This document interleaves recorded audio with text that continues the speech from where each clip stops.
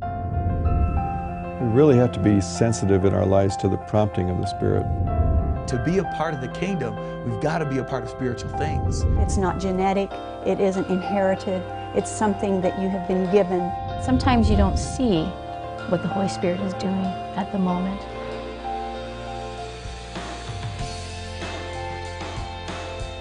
Jesus clearly stated that the essential purpose of the Spirit's empowerment is to be His witnesses. The Holy Spirit's empowerment gives us more than the boldness to speak about Him. It also provides whatever we need to make us the kind of Christian whose life brings credibility to our message, to honor Him with our lives.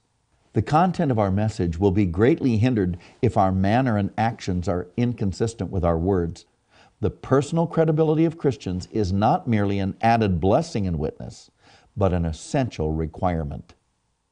I think sometimes in American Pentecostal circles, we have so focused upon the initial event of Spirit baptism that we have failed sufficiently to focus upon what I'd call the continuing evidence of the Spirit's work and the enduring evidence of the Spirit's work. Thank God for the initial experience. We need the initial experience. The initial experience of Spirit baptism is available for all and should be experienced by all, but it's not the end all, it's the startup. And there must be this ongoing. In fact, Paul writing to the Ephesians in Ephesians chapter 5 says to already Spirit-filled believers, be filled with the Spirit. Why does he say this? He says it because we are expansible and the gift is infinite. We are capable of receiving more and the Spirit is capable of giving more. A church that's not reaching the lost is not a Spirit-filled church. If we're not loving the unloved, if we're not reaching the unreached, we're not being Spirit-filled. We can pray in tongues. We can have prophecies. And those are movings of the Spirit. But almost every time, after Jesus comes and meets someone, or after the Holy Spirit encounters people, He ends that encounter with the word, two-letter word, go. Go and sin no more. Go, am I not sending you? Go, your faith has made you well. Go. Jesus ends every encounter with the two-letter word, go. We offer what we're advertising. We're offering, you come to Jesus Christ, you're going to find deliverance. You come to Jesus Christ, you're going to find joy. You come to Jesus Christ, you're going to find meaning and purpose in your life. You come to Jesus Christ, you're going to be a better person, you're going to have a better marriage, you're going to raise better children, you're going to be a better citizen, you're going to be a better employee. Jesus Christ is going to make you well. You're going to be free from drugs. You're going to be free from life-controlling behaviors. You're going to know love and joy and peace and surrender and self-control like you've never known it before. That's what we advertise.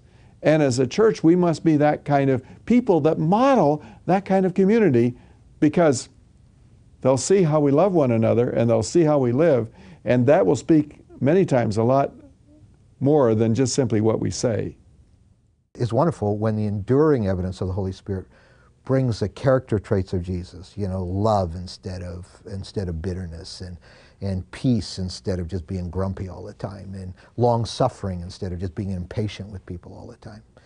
And then, of course, the enduring evidence of compassion for people that are lost. It is a contradiction to Pentecostal doctrine for there to be any church which is not reaching and winning people to Jesus, because the outward journey of the Holy Spirit is you're empowered to bear witness in this world. The enduring evidence is that love of God that Paul talks about that compels us. He said the love of Christ compels us, you know, to call people to be reconciled to Christ.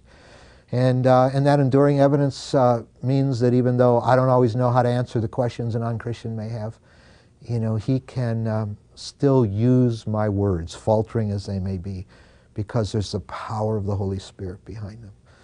And after a while, I had to really get past this idea that speaking in tongues was my badge and I've arrived. It was only the beginning point of having something in me stronger than outside, of this constant stepping up to new levels in the life of the Spirit. I love the phrase, the fellowship of the Holy Spirit. Paul says, may the fellowship of the Holy Spirit be with you. You know, it's something you live in all the time.